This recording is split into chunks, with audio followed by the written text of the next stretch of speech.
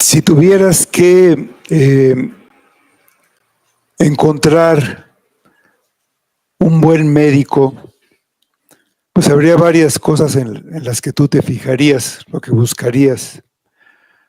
Pues primero, si tiene una cédula profesional que certifique que hizo los estudios. Después tal vez podrías buscar el dato de dónde estudió, si estudió en la Universidad Patitos del Sur o si es egresado de la UNAM, por ejemplo, ¿no? El prestigio. Después buscarías, pues, qué es lo que ha hecho, ¿no? Quizá fue el mejor alumno de su generación, pero eso fue hace 30 años. Se graduó en 1994. En ese momento tal vez era un médico capaz, muy bueno, pero ¿lo será ahora? Entonces lo importante es ver qué es lo que ha hecho. Si ha seguido ejerciendo la medicina, porque se puede haber dedicado al comercio, y aunque hubiera sido un buen médico, ya no ejerce.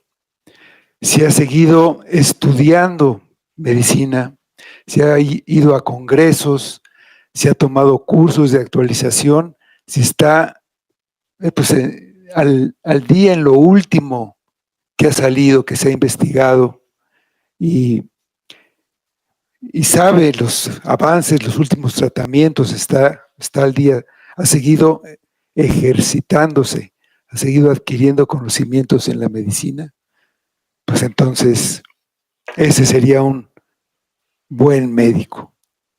Pero, ¿y un ministro? ¿Qué tiene que hacer un buen ministro para ser eso, un buen ministro? Vamos a la primera carta de Timoteo, capítulo 4. Vamos a leer los versículos 6 a 10.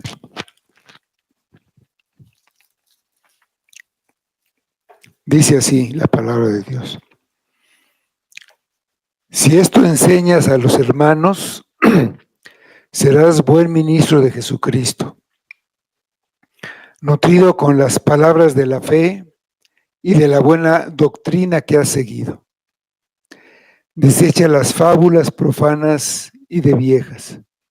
Ejercítate en la piedad, para la piedad, porque el ejercicio corporal para poco es provechoso, pero la piedad para todo aprovecha, pues tiene promesa de esta vida presente y de la venidera. Palabra fiel es esta, y digna de ser recibida por todos, que por esto mismo trabajamos y sufrimos oprobios, porque esperamos en el Dios viviente, que es el Salvador de todos los hombres, mayormente de los que creen. Vamos a orar, hermanos. Amado Padre, te damos gracias por este tiempo y gracias por tu palabra. Queremos pedir que tú hoy la abras delante de nuestros ojos, que tenemos aquí tu palabra, pero nos des de tu espíritu y nos ayudes a entenderla y más que nada a obedecerla en lo que tú quieres que entendamos de esta porción de tu palabra. Ayúdanos, Padre, ponemos este culto en tu mano y que tú lo prosperes para tu gloria solamente, en el nombre de Cristo. Amén.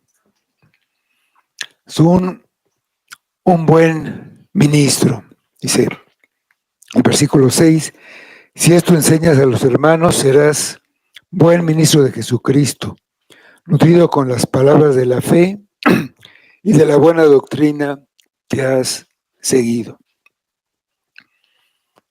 Pablo le advirtió a Timoteo sobre la apostasía que vendría. Personas de dentro de la iglesia escucharían a espíritus engañadores que traerían doctrinas de demonios.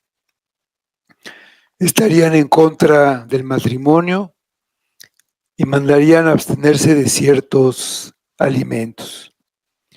Ya estaba ocurriendo en Éfeso, pero esto era solamente el principio. Esas doctrinas se irían desarrollando y se irían evolucionando para manifestarse plenamente en el futuro. Por eso debía dejarlo en claro a los pastores de las iglesias y a los miembros de las iglesias la falsedad que se aproximaba para que supieran cómo enfrentarla.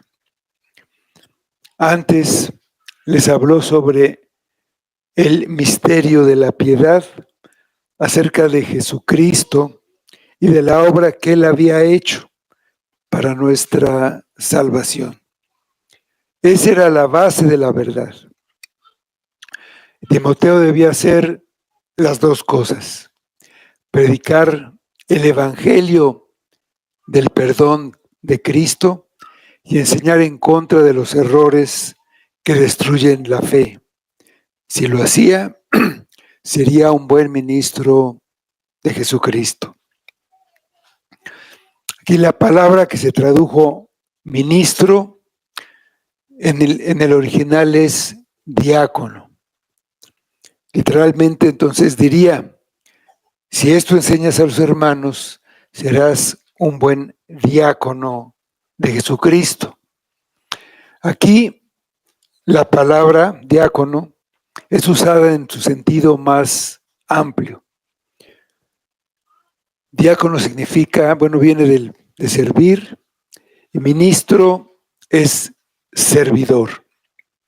Pablo era un servidor de Cristo, como lo era Timoteo, como lo eran los pastores de las iglesias y como lo eran también los miembros de las iglesias. Porque según la enseñanza de Cristo, un cristiano es el que sirve. Él, Cristo, se consideraba a sí mismo como el servidor de todos. Entonces, ser un buen ministro no significa ejercer la función de diácono como la entendemos nosotros ahora, sino ministrar, que significa servir. No se necesita tener un cargo oficial en la iglesia. Cualquiera que enseñe a otro a vivir la vida cristiana, dejándose guiar por la palabra y la oración, y se los recuerde constantemente a otros, es un buen ministro o un buen servidor de Jesucristo, en donde sea que Él lo haya puesto.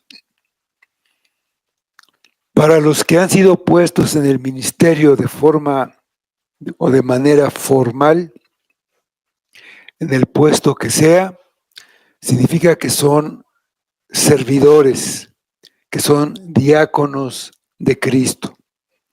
No deben enseñar lo que sea su opinión sobre estas cosas o lo que les parezca atractivo, sino lo que Cristo les ha encomendado, y para poder hacerlo deben permanecer alimentándose de la palabra y la oración.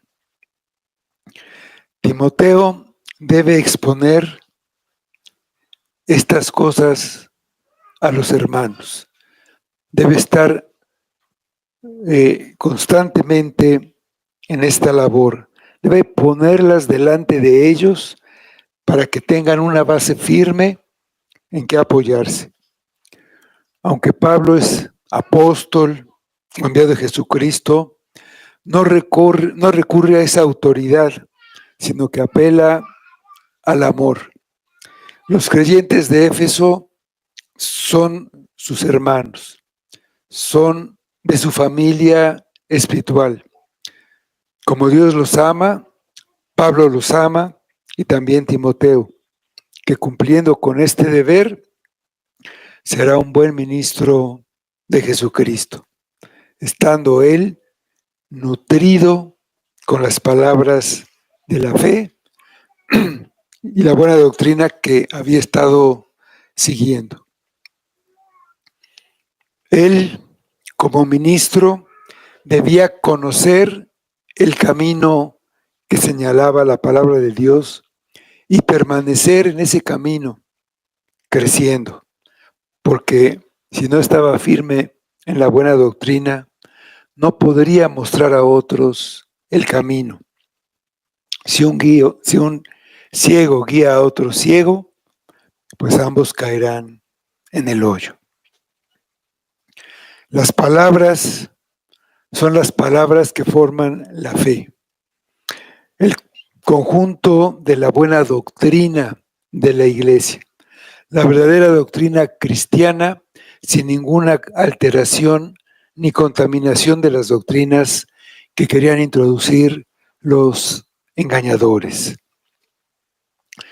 Lo que Pablo tenía en mente era el ministerio de la piedad que había mencionado y otras declaraciones de la verdad, como las palabras fieles que menciona aquí, que menciona en otros lugares de sus cartas, que son un buen alimento espiritual.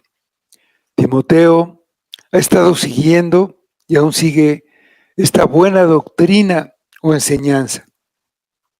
Él había sido nutrido en las Escrituras desde su niñez por parte de su madre, como dice en otra parte la Biblia, y él había seguido alimentándose con la palabra de Dios. Ninguna doctrina es verdadera si no está basada en la Escritura. Entonces él debía seguir alimentándose de la palabra para ser un buen ministro.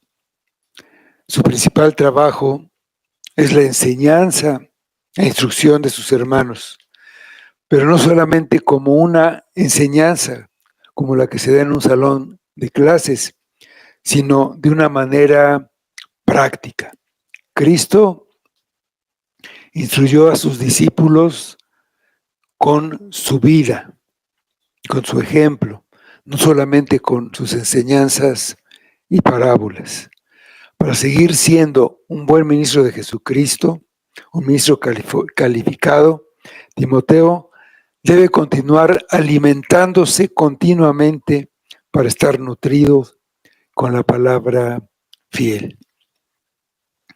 El ministro que descuida el estudio de la Biblia y de la doctrina que está basada en ella, deteriora su capacidad y deja de ser un buen ministro. Timoteo debe nutrirse con alimentos adecuados. Y todos nosotros queremos estar sanos y somos, o tal vez deberíamos ser, cuidadosos con lo que comemos. Y revisamos las etiquetas de los alimentos que vamos a tomar.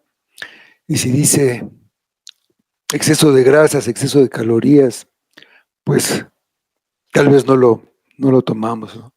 Evitamos comer la llamada comida chatarra, pero somos capaces de comernos un libro o ver un video que se nos presente en un empaque llamativo sin preocuparnos por su contenido.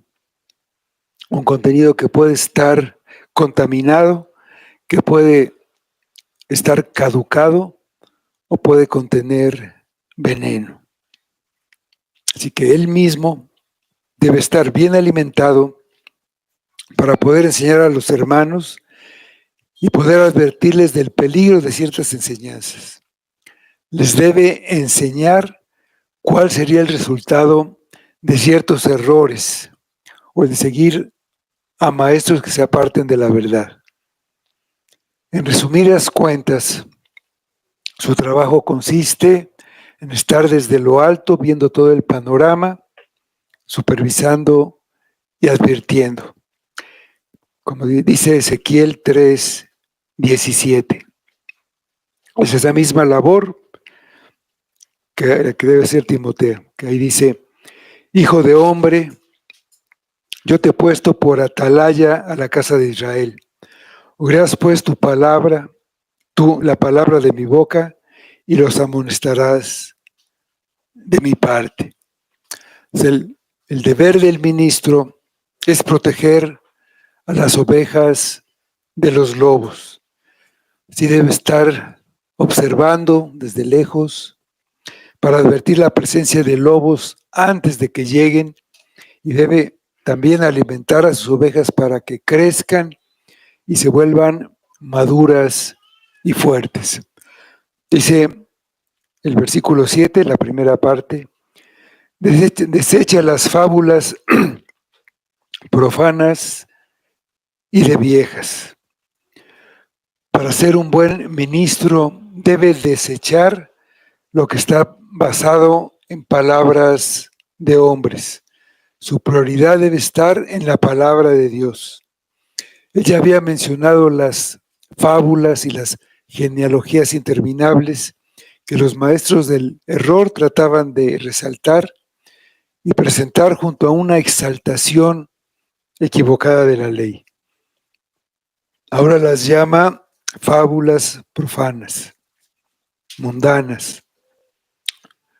Son propias de viejas, son ficciones, son supersticiones que las personas mayores a veces quieren transmitir a los jóvenes o a los niños. Son cosas como recetas extrañas para curar enfermedades, dolores, los chiqueadores que recomiendan o cosas así. Pero son fábulas, mitos o leyendas. Son tonterías que no vale la pena ni siquiera mencionar. Él se debe mantener lejos de ellas. No nutrirán su fe, por el contrario, lo apartarán de la verdad. La segunda parte del versículo dice: ejercítate para la piedad. Otro de los medios que debe usar para la prosperidad espiritual es ejercitarse en la piedad. La palabra piedad se usa en dos sentidos. Uno, como el que Pablo le dio, el sentido que le dio al hablar del misterio de la piedad, y ahí significa ese conjunto de verdades acerca de Jesucristo, desde su encarnación hasta su glorificación. Todas esas doctrinas encubiertas hasta que Jesucristo vino al mundo, ahí ese es el misterio de la piedad, son las doctrinas. Pero aquí significa ser devoto.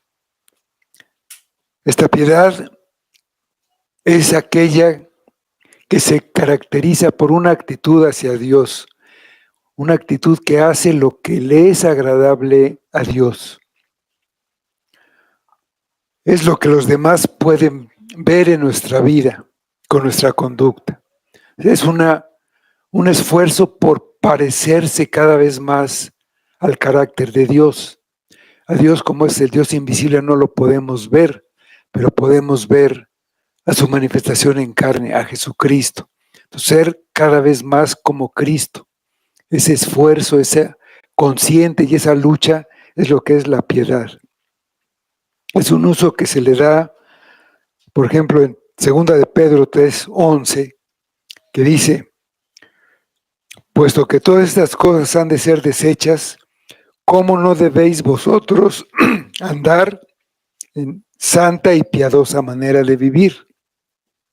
Y ahí se puede apreciar que la piedad, en ese sentido, es una manera de vivir, con el significado de hacer acciones piadosas. Entonces la exhortación sería: ejercítate para la vida piadosa, una vida de amor a Dios, una vida de veneración a Dios. En lugar de distraerse con fábulas sin sentido, debía ejercitarse para la piedad. Y de esta palabra ejercitarse viene la palabra gimnasio. El gimnasio griego no era un gimnasio como nosotros conocemos, era, pues incluía muchas otras cosas. Pista de carreras, de lanzamientos, de lucha, de boxeo y otras disciplinas de los Juegos Olímpicos de esa época. Entonces la idea es de un atleta ejercitándose, de un atleta entrenándose para una competencia deportiva. Lo que Pablo le dice a Timoteo es que se entrene para la piedad, que se ejercite para la piedad. Así como el atleta se mantiene en forma y cuida su condición física haciendo ejercicio físico, él debe mantener en forma su piedad haciendo ejercicios espirituales. La vida junto a Dios no se mantiene por sí misma, necesita de un ejercitamiento, de un entrenamiento. Hay muchos que tienen una vida de fe estancada, sedentaria, sin moverse, sin mucha actividad. De la misma manera que una vida sedentaria no favorece a una buena condición física, tampoco favorece una buena condición espiritual. Por lo que Pablo ha dicho hasta aquí, la forma de entrenar o de ejercitar la piedad es, primero, profundizando más y más en la palabra. La palabra es la base de todo. Meditando la palabra, leyendo la palabra, entendiendo la palabra, oyéndola, memorizándola, pero sobre todo viviéndola. Después, orando, otro medio de ejercer la piedad, y no deja de tener mucha importancia la comunión con los santos. Estar junto a personas que están buscando parecerse más a Cristo, personas que buscan la santidad. Así se ejercita también esa piedad. Están buscando ser piadosos al querer ser más santos cada vez. Dice el versículo 8, porque el ejercicio corporal para poco es provechoso, pero la piedad para todo aprovecha, pues tiene promesa de esta vida presente y de la venidera. Entonces aquí Pablo hace una comparación entre el ejercicio físico y el ejercicio para la vida piadosa. Dice que para poco es provechoso, dice el ejercicio corporal para poco es provechoso. Otra traducción dice que el ejercicio físico trae algún provecho. Pablo dice que el ejercicio físico tiene algún valor, aunque relativamente es poco. Pero este ejercicio físico entra dentro de nuestra mayordomía. Debemos cuidar todo lo que Dios nos da, y una de las cosas que nos da es nuestro cuerpo. En el caso de un ministro, de un pastor, si es negligente en el cuidado de su cuerpo, pues para empezar puede acortar su tiempo en el que puede servir. Pero un cuerpo descuidado no hablaría bien sobre el dominio propio y la disciplina en su vida privada. El desarrollo físico y el espiritual se parecen en que solo hay un avance, hay un desarrollo que viene por medio del esfuerzo y también con una alimentación adecuada. El atleta se entrena y cuida mucho su alimentación, y un hombre piadoso debe hacer lo mismo en el sentido espiritual. Aunque el beneficio físico traiga algunos beneficios, ejercitar la piedad es provechoso para todo. La bendición que viene por el ejercicio físico es una bendición inferior a la de una vida piadosa. El ejercicio físico puede traer salud, fuerza y una buena apariencia, pero una vida piadosa trae vida eterna. El ejercicio físico sirve solo para nuestra vida terrenal, por unos pocos años, pero la vida piadosa nos sirve para nuestra vida aquí y también para la eternidad. A pesar de que la piedad no hace que nuestra vida aquí sea más cómoda, ni que haya más dinero, ni que dé más placeres, ni hace que todo sea más fácil en la vida presente, indudablemente la hace mejor, le da más satisfacción y es la vida más gratificante que uno pueda vivir en este mundo. La piedad es la única garantía de una vida venidera que aprovecha. En el mundo hay muchos placeres y logros, pero no pueden ofrecer absolutamente nada para la vida eterna. Ni el éxito, ni las riquezas, ni la fama, ni la belleza, ni el arte o los conocimientos que se puedan tener van a hacer algo por nosotros cuando nuestra vida aquí termine. Una vida piadosa tiene promesa de vida tanto en el tiempo presente como para la eternidad. La promesa consiste en vida, en comunión con Dios, en Cristo. El amor de Dios derramado en el corazón. A pesar de que en este mundo hay muchas situaciones que causan sobresalto, que causan angustia, que causan incertidumbre, esta piedad trae paz a la vida, una paz que sobrepasa todo entendimiento. Dice Filipenses 4:7. Y la paz de Dios, que sobrepasa todo entendimiento, guardará vuestros corazones y vuestros pensamientos en Cristo Jesús.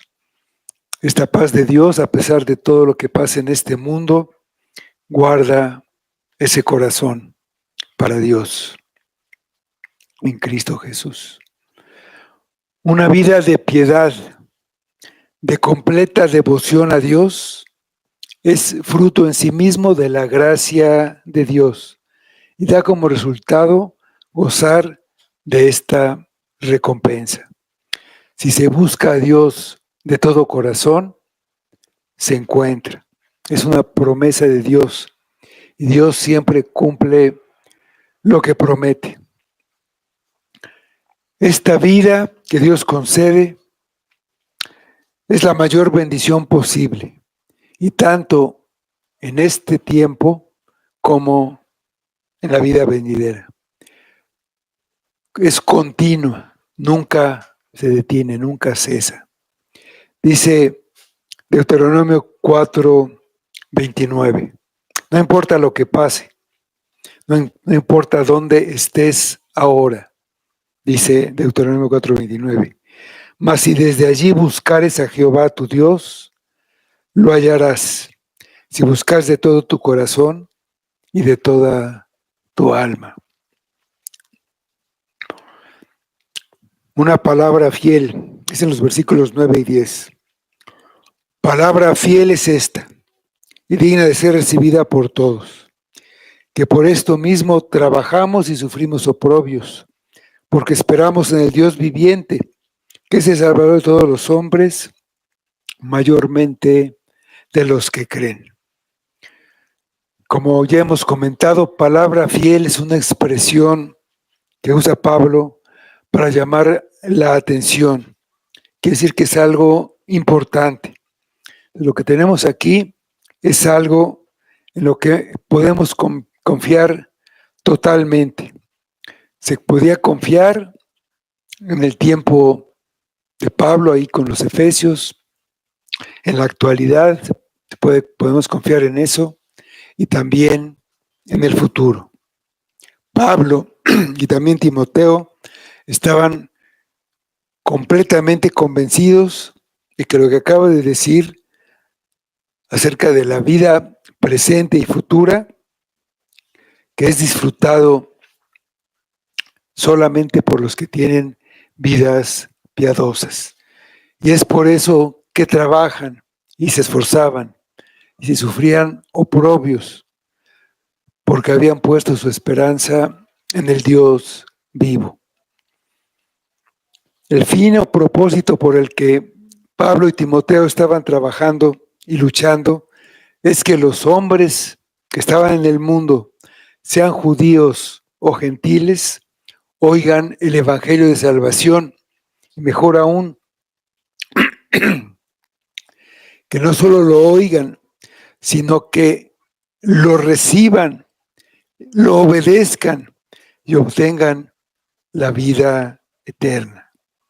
Es esta vida, esto es la salvación, lo que Dios ha prometido en el versículo 8.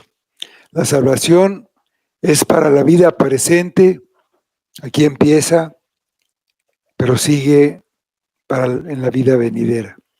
Dice Pablo, por eso trabajamos, no simplemente enseñamos ni damos nuestra opinión.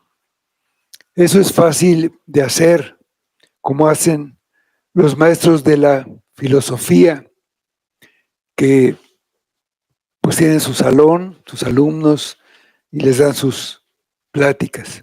Dice, trabajamos, es una palabra que implica dolor y lágrimas, así como trabajo duro. Es un trabajo hasta sentir fatiga. Tenían todo en contra.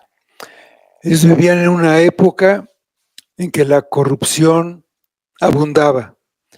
Estaban en una cultura degenerada, idólatra. La cruz para los judíos era tropezadero y locura para los gentiles.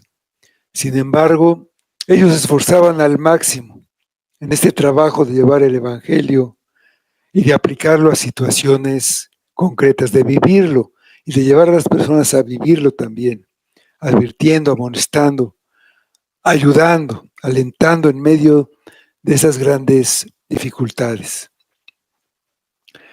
Nuestra época es incluso peor en cuanto a la oposición al evangelio. No solamente porque vivimos en una sociedad atea y materialista, también idólatra, supersticiosa, ignorante, pero además está el falso evangelio, el evangelio social, el evangelio de la prosperidad, el falso evangelio. Muchos más evangelios que los que es de los que se han apartado de la verdad. Y si alguien aquí aspira a estar en el ministerio, pues ya tiene una idea de lo que le puede esperar. Ellos se esfuerzan en el campo de la batalla espiritual. Luchan contra el ejército de las tinieblas para sacar de ahí a los hombres y llevarlos al reino de luz de Jesucristo. Pablo dijo al final de su vida, en 2 Timoteo 4:7, él dijo, he peleado la buena batalla, he acabado la carrera, he guardado la fe. Como pago por su trabajo, dice Pablo, recibimos oprobios. También esta palabra significa reproches. Recibimos oprobios. Esto es difícil de soportar y mucho más cuando no se merecen. Pero los hombres van a atacar de todas las maneras posibles a lo que esté en contra de sus opiniones, de lo que ellos quieran creer. Contra Pablo, tanto judíos como gentiles presentaron muchas acusaciones falsas que lo llevaron a prisión y finalmente a la muerte. A Cristo también lo odiaban, y lo odiaban, él dijo, porque testifico que sus obras son malas. Se le reprochó, se le tachó de blasfemo, de bebedor de vino, de sedicioso, de amigo de publicanos y pecadores. También presentaron acusaciones en su contra. Entonces, que Pablo sufriera esos reproches habla de su sinceridad en el ministerio, porque los falsos maestros con piel de oveja, a esos nadie los persigue, son del mundo y están en el mundo, pero sí persigue el mundo a los que quieren vivir piadosamente. En 2 de Timoteo 3:12, sí, también todos los que quieren vivir piadosamente en Cristo Jesús padecerán persecución. Pero ellos hacían con gozo su pesado trabajo, porque su esperanza no está puesta en los ídolos que no pueden hacer ni cumplir promesas, porque no tienen vida, están muertos, sino porque su esperanza está en el Dios viviente. Es el Dios vivo que se manifestó en carne. El Espíritu descendió después de que Cristo ascendió, y mientras los apóstoles predicaban, su mensaje fue acompañado con un poder desde lo alto. Por eso ellos confiaban en el Dios vivo. Dice el Salmo 27. Estos confían en carros y aquellos en caballos, mas nosotros, del nombre de Jehová nuestro Dios, tendremos memoria. Su esperanza estaba en el Dios viviente, que es el Salvador de todos los hombres, mayormente de los que creen. La frase es Salvador de todos los hombres no significa que Dios va a salvar a todos los hombres que han vivido en este mundo. La Biblia enseña sin lugar a ninguna duda que hay muchos que se condenan. Si todos los hombres de este mundo se fueran a salvar, no tendría sentido que Pablo dijera mayormente los que creen. Esta expresión mayormente de los que creen no permite la interpretación de que Dios salva a todo tipo de personas o de toda clase. Aunque esto es verdad, aquí tampoco tendría sentido decir Dios salva a todo tipo de personas, especialmente o mayormente a los que creen. No puede significar que aunque puede salvar a todos, solo los que creen efectivamente son salvados, porque el versículo dice que es el Salvador de todos los hombres. En el capítulo 2, versículo 4 de esta carta, hablando de Dios nuestro Salvador, dice: el cual quiere que todos los hombres sean salvos y vengan al conocimiento de la verdad. Entonces, asociando estos dos versículos, Dios quiere que todos los hombres sean salvos, así como quiere que todos los hombres obedezcan sus mandamientos. Eso es su deseo, pero no es su decreto. Dios no ha decretado que todos los hombres sean salvos. Es la frase, mayormente de los que creen, indica que la palabra Salvador tiene un significado más amplio que el que le estamos dando. Dios es el Salvador de todos los hombres, pero de algunos, de los creyentes, Él es el Salvador en un sentido único, en un sentido más profundo que de los demás. Esto implica que cuando se le llama el Salvador de todos los hombres, no puede significar que a todos los hombres les va a impartir vida eterna como lo hace con los creyentes.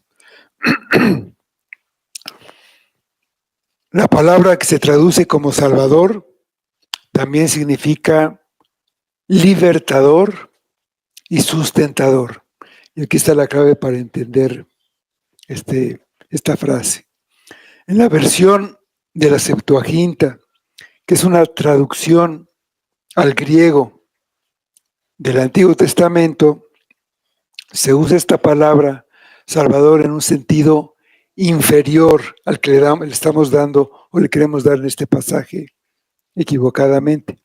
Por ejemplo, el juez Otoniel se le nombra Salvador porque salvó o libertó a los hijos de Israel del rey de Mesopotamia.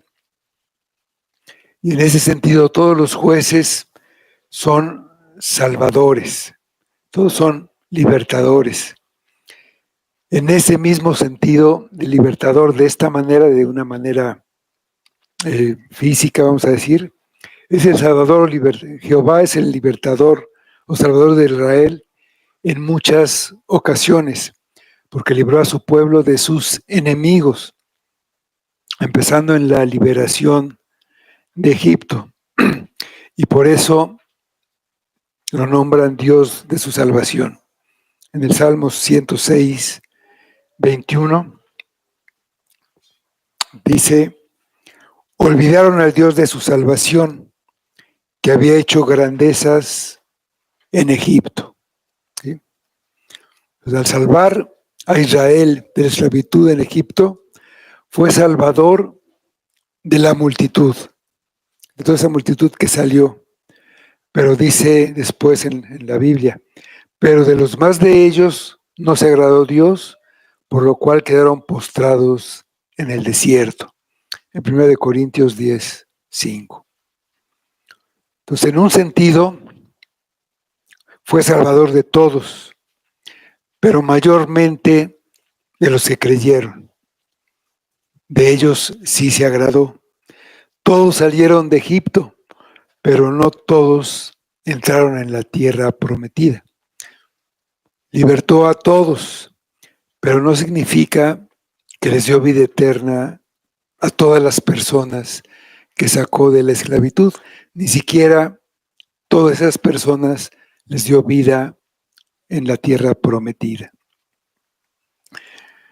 En el sentido de sustentador, el Antiguo Testamento enseña que la misericordiosa providencia de Dios se extiende a todos los hombres e incluso a todas las criaturas. Les proporciona alimento, mantiene con vida, las libra de males, de enfermedades, de heridas, de pobreza, peligros, de guerras. Entonces es el preservador de incluso de las criaturas. Y en ese sentido es su salvador. El Nuevo Testamento enseña que el amor y la bondad de Dios se extiende también, porque Él hace salir el sol sobre buenos y malos, y hace llover sobre justos e injustos. Él preserva y en ese sentido salva. Y esa salvación no es exclusiva de los elegidos. Hace salir el sol sobre buenos y malos. Pero en el viaje por barco a Roma, Dios salvó a los que iban en el barco. No solamente a Pablo, sino a todos los que estaban ahí con él. No hubo pérdida de vidas.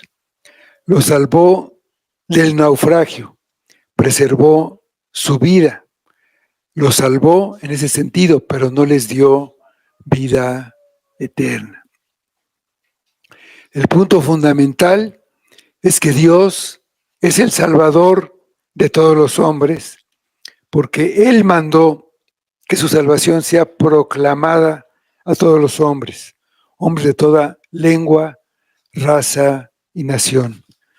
Su bondad se extiende a todos los hombres y a gran número de los que la oyen, pero son salvados solamente los que creen con fe verdadera.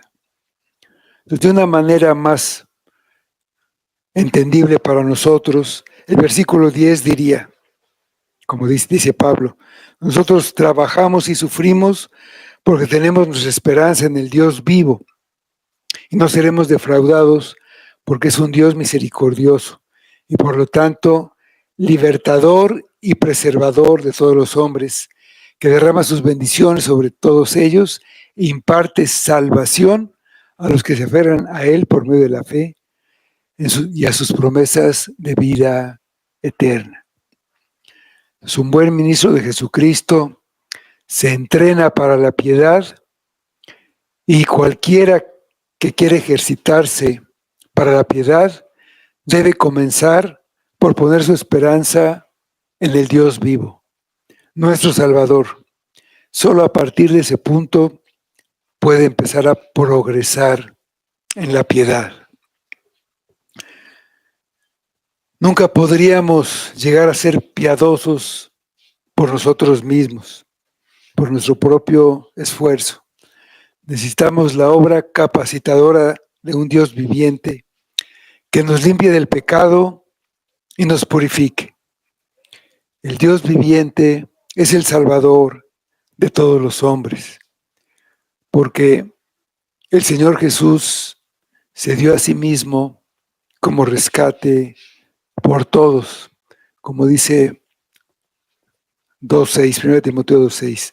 Sin embargo, no todos entran en la salvación. Es el Salvador especialmente de los que creen, no porque su fe los haga dignos, sino porque la incredulidad rechaza la bendición de Dios. Un barco, un transatlántico que está naufragando, puede tener todos los botes salvavidas necesarios para todos los pasajeros, pero de los que están ahí en el barco que se está hundiendo, los que creen que pueden salvarse por sí mismos y confían en su capacidad de nadar en el mar, o no cree que el bote pueda salvarlo, no irá al bote y entonces perecerá. Cristo es el Salvador de todos los hombres, pero solo salvará a los que van a Él y confían solo en Él para su salvación. Ven a Cristo, cree en Cristo y serás salvo.